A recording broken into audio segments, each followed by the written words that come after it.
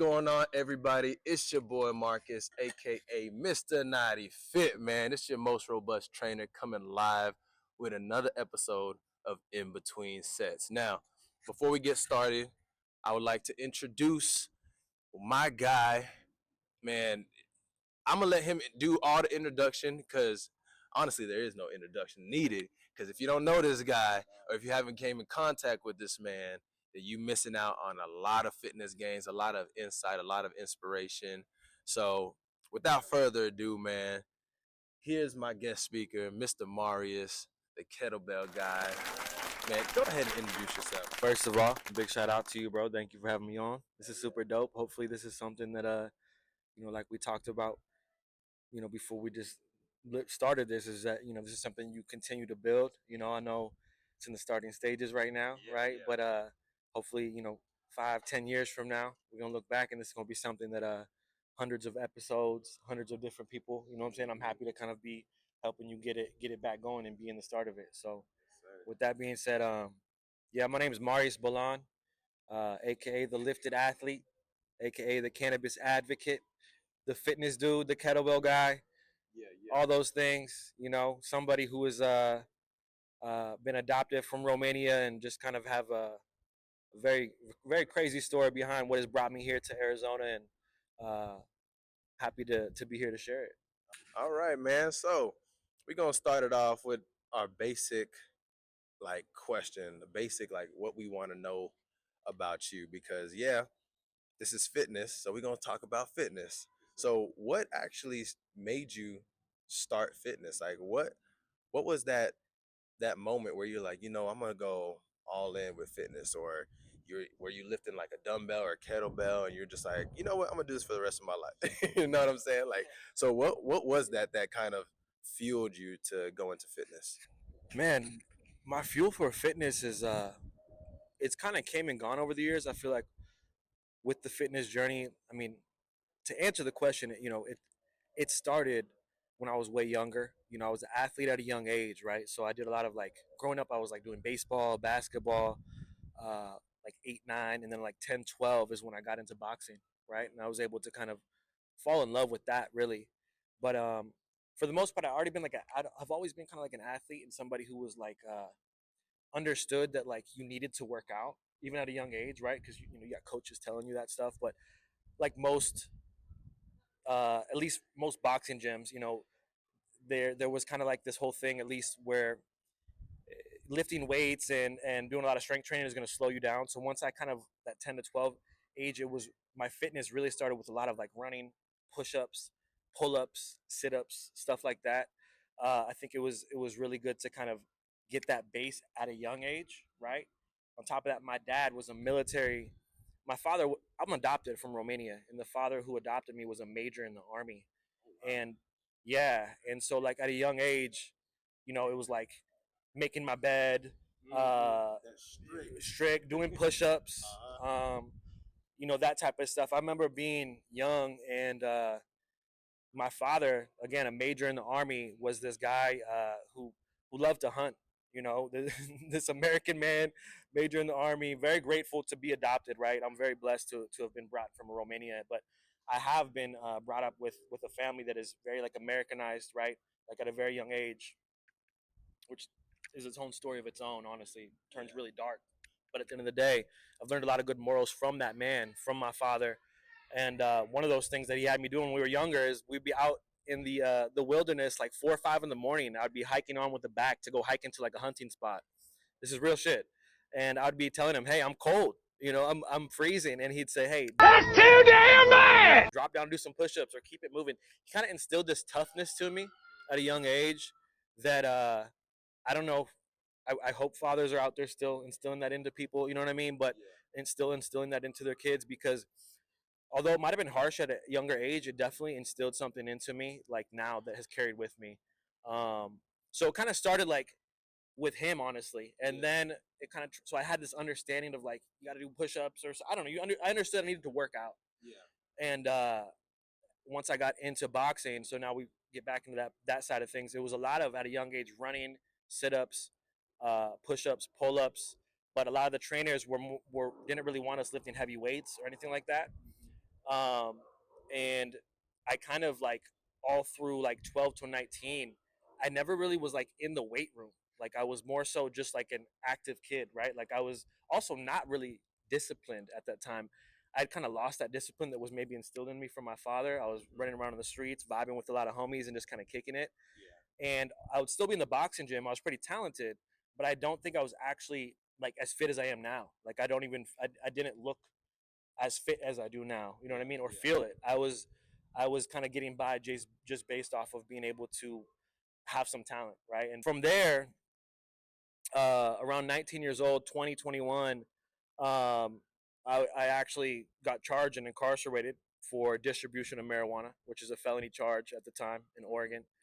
And I went through about 18 months of jail, prison, kind of like some in and out type of vibe. Like the first 8 months, I was actually just on probation, but I wasn't, as you know, probably from yourself, being in that loop. Uh, it's really hard to get out of, right? Just like anybody that gets into a situation like that, if you don't have the guidance around you, if you aren't able to hop through those loops, pay for those P tests, show up to go see your PO, stay out of trouble with the homies. Days were such hell on earth. Yeah, bro. So it was kind of like I started to not have that guidance, and I was incarcerated.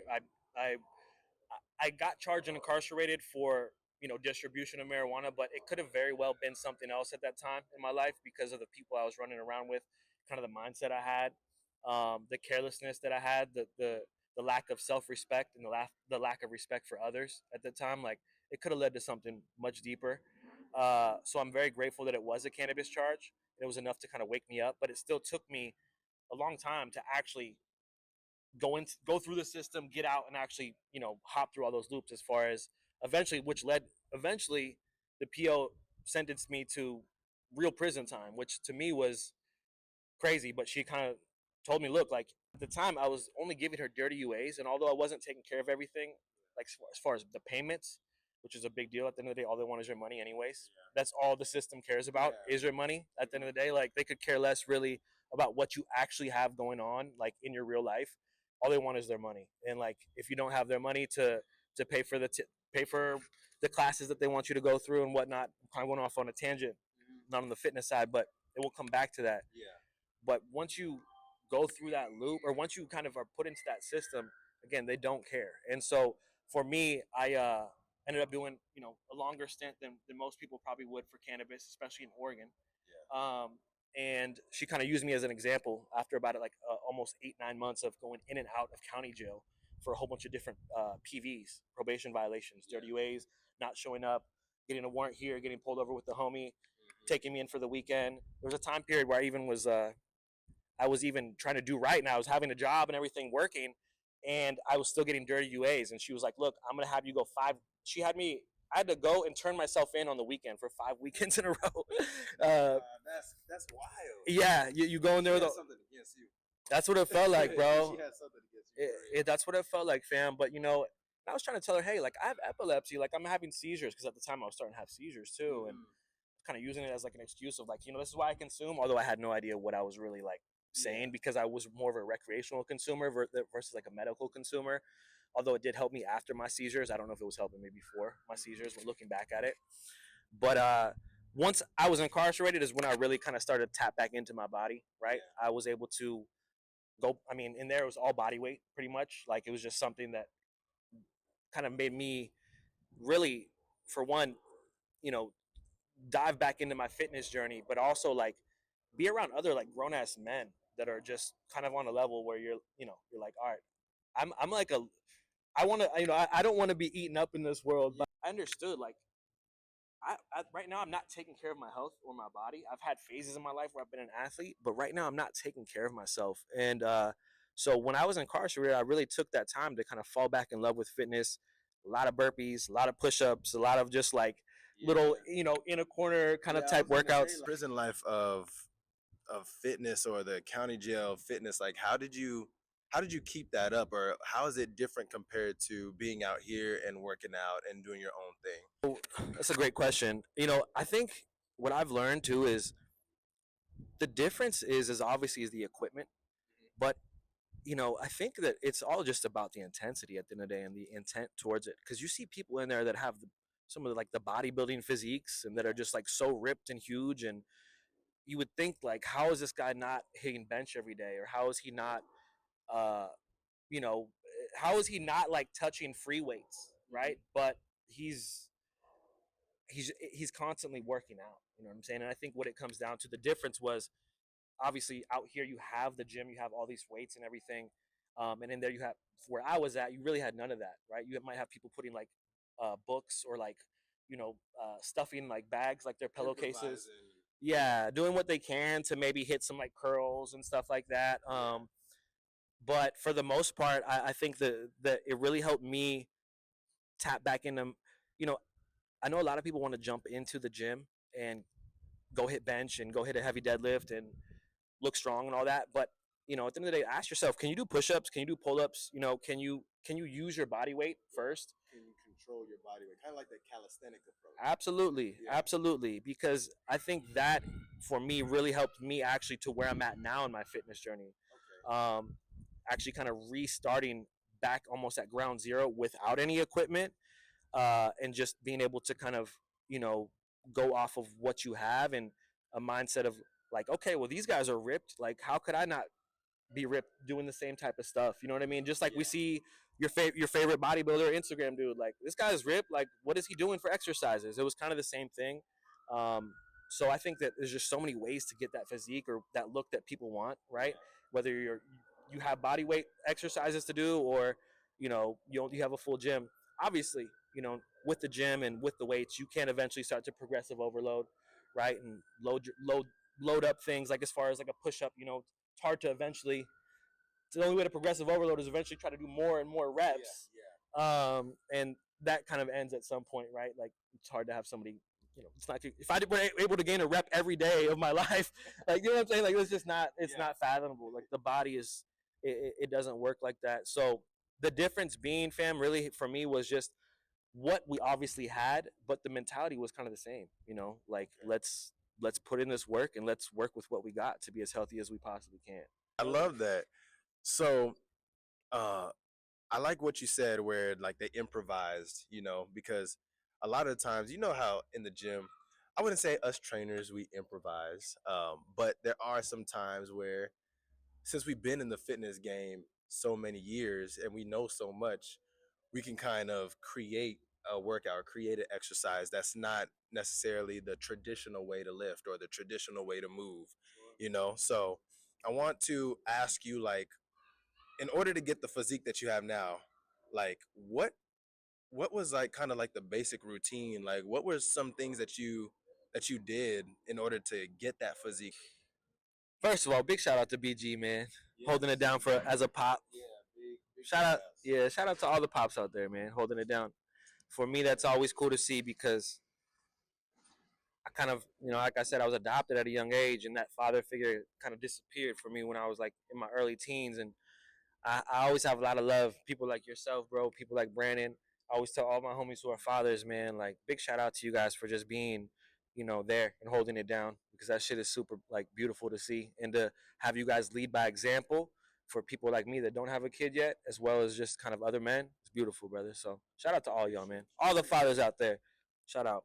For my physique, fam, or, just kind of my workout routine, it's switched up. Obviously I'm not like a bodybuilder, right? But I think when I got out, I was in great shape. I was really, like, I felt so good. I felt like probably the best I'd ever felt, like, when I first got out, because I was so just like, people call it shredded or whatever, but like there was a certain feel that I had. I very like controlled of my body.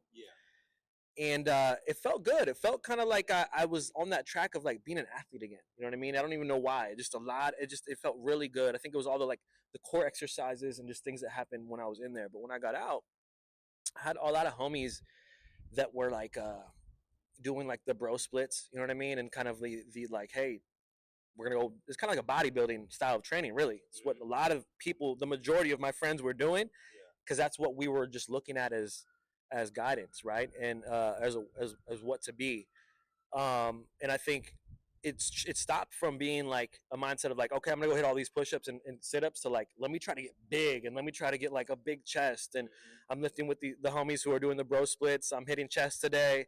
I'm hitting, we have a chest day, we have a back day, we have an arm day, and all today is little calves and core. And I think it's really about your goals, right? But I kind of started to realize like I might be gaining a little size, and actually all around it helped me more as a trainer in general, because where I'm at now, like eventually to lead into being a trainer. But I still kind of felt like I need to switch up my training a little bit. I felt like I was missing something.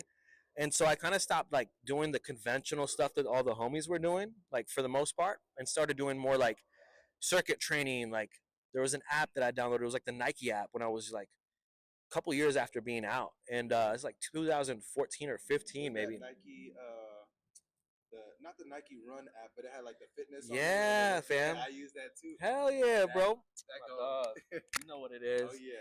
So that app actually really helped me kind of open my mind up back to like what I thought felt right, which is like circuit style training, a lot of different like athletic training, meaning working on power, working on being explosive, working on speed, agility, versus just like I need to tear my muscle to so it can repair, and then eat a whole bunch so it can get bigger. Like I was like, I want to feel stronger, I want to feel faster. And I started to dive into that Nike app, and that's kind of where my training started to shift. At that point, I might have gained a little bit more size than I did when I first got out, but I also kind of have always been around the same weight. Even when I was younger, I've always been around like 160. Right now, I'm like probably walking around like 175, right? Like, so I've always kind of been in that. I've actually never been really broke the 180. Yeah, and that was a goal of mine at one point, man. When it was a goal of mine, like I was like, you know what, I want to get bigger. I want to see what I look like at 180, 185, 190. And I don't know, it's not really something I'm focused on anymore. I don't mind having like bigger arms or a bigger chest. Like I love to look, that physique and all that. I want to feel good, like, but my mind kind of shifted from let me have like a really like good looking physique to like let me feel really strong and feel good and athletic. Yeah. People see me now with the kettlebells and stuff, and it's like it kind of, it still doesn't give a good idea of what actually it took for me to get there. Yeah, like you evolved to the kettlebells. It didn't start off with the kettlebell. Exactly, fam. I evolved. That's inspirational. Yeah, that's inspirational. So, quick question. So, for the viewers and the audience who haven't, or who is too intimidated to go into the gym, or they're not intimidated, they actually made that step to go into the gym, but they don't know exactly what to do.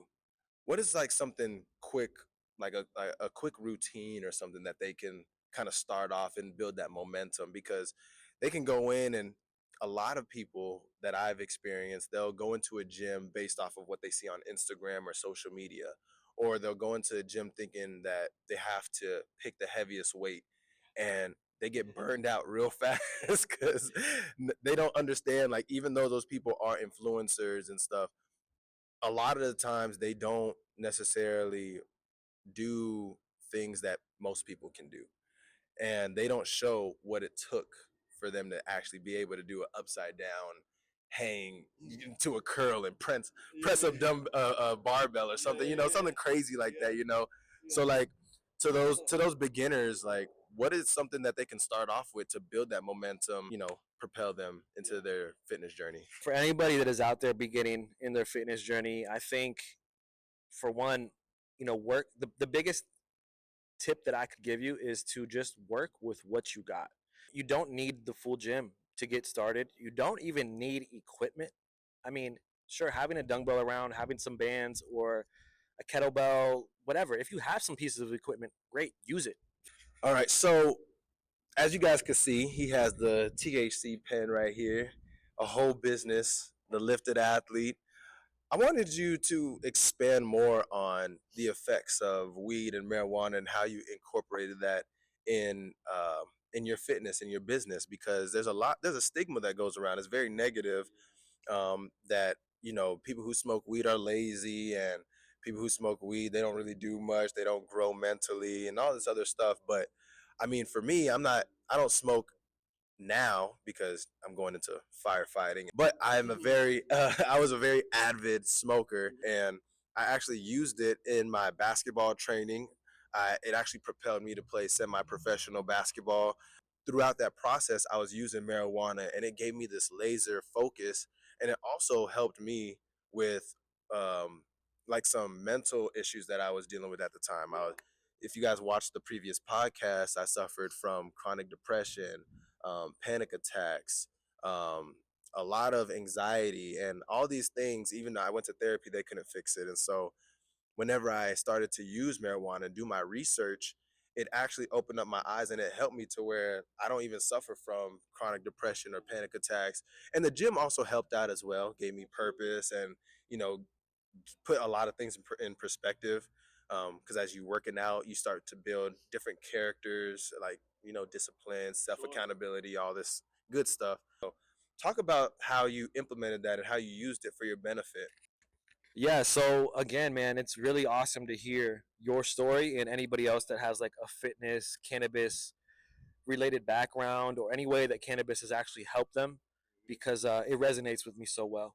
Obviously, with what I'm trying to do with Lifted Athletics is push, you know, um, trying to get that negative stereotype, those negative stigmas out of the way, right? So we can all just kind of focus on the real positivity that it brings to people's lives. Cannabis and fitness have been things that have been here before I was ever around, and they've been things that have changed people's lives. I mean, for the most part, for the better. Those are two things before I was ever alive that have brought happiness and positivity to people's lives, being healthy and cannabis consumption. And somewhere along the line, it was looked at obviously as a negative thing, right? I think has a lot to do with like the propaganda back in like 50s, 60s. Yeah. Alcohol was acceptable, but cannabis never was, right? Yeah. And if it was, you're still looked at as like this weird hippie or sloppy person. Mm-hmm. And although there might be some realistic things to that, right? Like I don't think cannabis consumption necessarily needs to be for everybody, and I don't think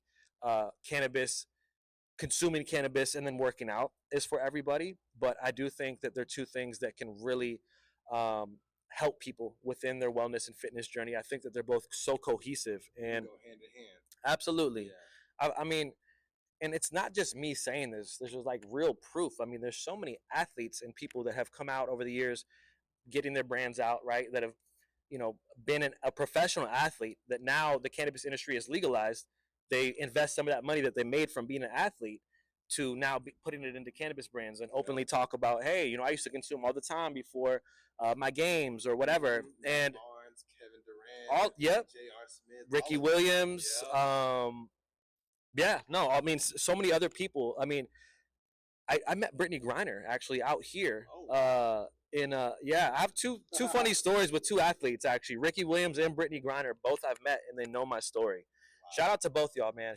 Y'all are both two real people, and I appreciate you guys actually like having a real conversation with me, just like a real human. And when I met Brittany though out here, I was working at a dispensary because when I first moved out here, I was kind of back at ground zero, and Brittany Griner was somebody who obviously we all know her story. I mean, if you don't, look it up. It's pretty crazy. Google it. Shout out to Brittany. She's back home. But when I seen her, it was kind of interesting to like share my story with her, and have her kind of look at me like she went through her own shit. Obviously, I've never been in a Russia prison or anything like that. Yeah, but never to experience that. Never, bro. I can't even imagine. But still, like I have been behind bars. I've lost my freedom to the same plant. You know what I mean? And to kind of have my short story shared with her or Ricky is really cool. And eventually, what I want with Lifted Athletics is for it to be like a real brand, just like some of these, uh, like Ricky or other people have built their own brands within it. I want my story to become that brand with Lifted Athletics, because now it's not only something that I like to consume recreational, but it's a real medicine for me. I've been able to learn the complexity behind consuming with CBD, with topicals, with tinctures, learning about the endocannabinoid system. We have cannabinoid receptors in our body waiting for cannabis to come in and feel it out. And I think sometimes, cannabis consumption can bring some anxiety to certain people and definitely at certain times in your life. But I think for the most part, cannabis consumption is a medicine, and I believe that it is something that can go really well, that meshes extremely well with wellness and fitness. And what I'm trying to do with Lifted Athletics is really trying to change those negative stigmas towards cannabis consumers being lazy, unhealthy, and unmotivated. And that's why it's so important to have people like you and any other like fitness trainer or person who's, you know, living this kind of life as far as like trying to be healthy and fit, that to actually come and help speak up about this, because I can't do it alone. I mean, I really can't. Like, it's the problem is that you can step into any gym here in America probably, and over 50%, if not 50% of those people in those gym probably consume or are okay with consuming, whether it's on a daily basis or whether it's every now and then. They probably are okay with it, or either, you know, will say, hey, I enjoy cannabis or working out, and work, I enjoy the two of them together, or I enjoy cannabis on a hard rest day, or it helps me with my sleep after a hard workout or whatever. So the thing is that we're still not speaking up about it, right? And it's like, for me, it's really important that we push that negative stereotype out the way so we can actually focus on what it's really good for, which to me is obviously being able to kind of bring a certain for me, it's really helped me with a certain amount of like focus, I think, towards like what I'm trying to do. Like, if I want to structure my whole week, I can get it done fine without cannabis. But sometimes, like, I'll take a little hit off of a pen or a little joint and go in, sit down on a Sunday and structure out my week, my workouts for all of my clients, and, you know, my goals and all that. And it's like the creativity that it's bringing to me is just on a different level than without it. So I mean, it's kind of on a tangent that I just went on, but I think that they just go so well together. And yeah, for me, it's definitely bigger than just trying to like say, hey, let's come smoke and work out. Like, that is fun, but I really want people to understand, like, it's not necessarily about you smoking before you work out, just being more so open-minded to it. That's what I want. I want people to stay open-minded towards cannabis consumption, just like I want them to be open-minded towards kettlebells. Yeah. You know, it's like, it's the same kind of mindset. I just want people to stay open-minded. Love that. So if you guys haven't checked out his brand, checked out the business, I encourage you, highly encourage you to get on your Instagram, go follow him, Lifted Athlete. All right. You're going to get a whole entire different perspective on fitness. Like, because fitness is not just lifting the heaviest weight. Fitness is not just bodybuilding or losing weight. Fitness is a whole community that has a bunch of avenues that you can have access to, and you can find the avenue that works best with your fitness journey, that relates more with what you're trying to accomplish. So as we wrap up this podcast episode, man, once again I appreciate you being on here and, you know, meeting me and everything. Like, we had our times where we were trying to get this going, and I just love that, you know, it just came up organically, and, you know, we made it happen. So before we end this podcast, share with us, where has fitness taken you that you never thought it would have taken you?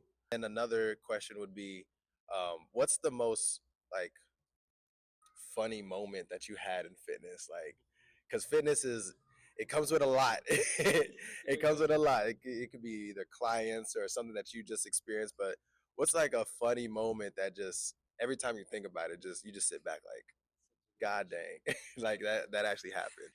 Yeah, bro. So fitness has brought me to places, for one, that I never thought I would be. I mean, it has brought me in front of so many beautiful souls and people. It has opened so many doors for me. Fitness has brought me right here to being in front of you. Yeah. It has brought me to Phoenix. It's brought me to University of Sac, to all of my clients. Like, my fitness journey has truly opened up the doors for me to build a real community of people that I want to help, and people that want help, and people that can feed off of the help that I can give, as well as me learning from those people. I mean, I'm able to learn from people like you, people like my girlfriend. Shout out Z. You know, shout out, you know, shout out Z. You gotta give the shout outs, man. Man, shout out my girl Z, the coach. She keeps me on point with my fitness. She keeps me, you know, she keeps me on my toes, man. Like, I really, really appreciate people like her that not only are invested in their own fitness, but are invested in their people. Because people like you too, fam, that are invested in their own community, I can learn from that. I can learn from the people that I train. But fitness has truly just brought me in front of a whole community that I never ever would have thought. This started with my own journey of trying to be healthy and fit, trying to take care of myself, and it's now molded into something that is um, just brought me in front of so many beautiful souls, and I have a feeling it's going to bring me in front of so many more as I continue to grow and get older. Part of why I moved to Phoenix is to meet more beautiful people, more healthy, fit people that I can connect with, that I can learn from, and continue this journey. Yeah, yeah, my dog. Yeah, I don't know if this is a funny moment, but it's more so like a very wholesome and kind of fun moment. But it's a quick little backstory, and this is actually a very recent thing. But I have an old friend. His name's Elliot. Elliot Murphy. Shout out to you, my brother. He recently picked up training with me. Right, we're locked in right now. We've been training for the last 4 months. Right, he just locked in for 3. We did a 4 weeks, and then did like a little trial thing, and then we locked in for 3 months. Yeah. But Elliot is somebody I knew back when I was younger, and we used to skateboard, right, when we were younger, right, a little bit. I used to do the longboard I was gonna myself. say, so we all have that little thing, like where the time period, I think, where we all kind of skated. But Elliot took this like very serious. Like he had the game plan at a young age. Like, I'm gonna go be a professional skater. Like, we need to come out with video parts. We need to go get sponsored by a local skate shop. He was not only like, it was almost like a Kobe mindset, but like he was actually very talented. And like, fast forward, Elliot stuck with this over the years and became professional. He became a professional skateboarder. He moved out to California and kept living that life, right? That's dope. Yes. And 2020 hit, and I mean, he could tell his story better than me, but 2020 hit. I was following him on Instagram, right? Me and him kind of just stayed friends through Instagram. It's not like we were actually, it's an old friend of mine. I have love for him because we were really close. He was a good friend of mine, but we kind of took separate paths. As you can see, I went down a whole different road. Yeah. But still, like, we still always had love for each other, and we kind of kept following each other. He's seen that, I think over the years that I've been able to take care of myself and jump into this fitness thing, and I've always supported him on his skateboarding journey. What I'm trying to get at is, when 2020 hit, he stopped posting. I didn't see him for a while, and just recently, maybe like within the last like year or so, he started posting again. But he looked like a totally different person. He was out of shape. He was a little overweight, and I could see in the comments that because he has a big following on his Instagram. I could see in the comments that some of the people were kind of like picking at him for being like bigger and like out of shape, because he was like a kind of like a lean guy like me or like you know what I mean? And then he kind of let it go, right? Like most people can. But I took a second and I was like, you know what? I'm gonna reach out to him right now in the comments and tell him like, hey fam, I help people, become healthier. This is what I do, bro. If there's anything I can do to help you, let me know. And Elliot hit me up in the DMs, and he was serious. He's like, yeah, let's fucking do it. Like, I want to change my life. And so we reconnected, and I think for me now, it's funny because it's just like as if we were kids again. Like, he's the same exact person, bro. And he's just so happy to be on this fitness journey. He's so happy to be like feeling the progress, kind of the newbie gains, right? Because he's never really worked out. He's always been able to skate, just like in boxing. Skateboarding too is like, it's not a lot of strength training going on. Like, it's like, hey, let's do the sport, let's do what we do, right? But to actually like prep yourself to be able to jump downstairs and or whatever it is, to handle what you're gonna go do, you got to be strong and fit. And so for him, it's cool to see him really dive into this. But the funnest part for me is just kind of seeing the connection that we still have. It's still like young kids, like as brothers, but we're on a whole different level of connection right now, because it's two people really trying to help each other out. Obviously, he's helping me by, being a client and obviously, paying for my value, right? But at the end of the day, whether he's paying me or not, my heart is with the people and to trying to help them be healthier and fit.